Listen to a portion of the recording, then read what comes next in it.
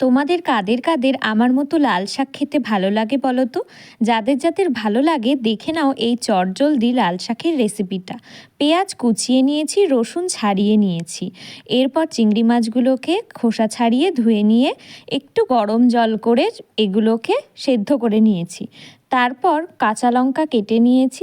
এরপর কেটে ধুয়ে রাখা শাকগুলোকে কড়াইতে সামান্য একটু জল দিয়ে ভাপিয়ে নিয়েছি। যেহেতু শাকগুলো শক্ত হয়ে গিয়েছে সেই জন্য এগুলোকে একটু ভাপিয়ে নিতে হয়েছে। কচি হলে আর ভাপিয়ে নেওয়ার দরকার ছিল না।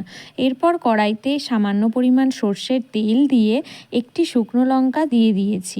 শুকনো লঙ্কা ফোড়ন হয়ে গেলে দিয়ে দিয়েছি কুচিয়ে রাখা পেঁয়াজগুলোকে বেশ কিছুক্ষণ নাড়াচাড়া করে লাল লাল করে ভেজে নিলাম। পেঁয়াজ ভাজা হয়ে গেলে তাতে দিয়ে দিয়েছি বেটে রাখা রসুন। তারপর রসুনটাকে ভালোভাবে কষিয়ে নিলাম। পেঁয়াজ আর রসুন একসাথে ভালোভাবে ভাজা হয়ে গেলে তাতে দিয়ে দিয়েছি ভাপিয়ে রাখা চিংড়ি মাছ। সেটাকেও বেশ ভালোভাবে একটু ভেজে নিলাম। ভাজা হয়ে গেলে তাতে দিয়ে দিয়েছি কয়েকটি কাঁচা লঙ্কা। অর্ধেক করে কেটে নিয়েছিলাম কাঁচা লঙ্কাগুলোকে। তারপর দিয়ে দিয়েছিলাম ভাপিয়ে রাখা শাক। তারপর দিয়ে দিয়েছি স্বাদমতো নুন আর সামান্য পরিমাণ চিনি।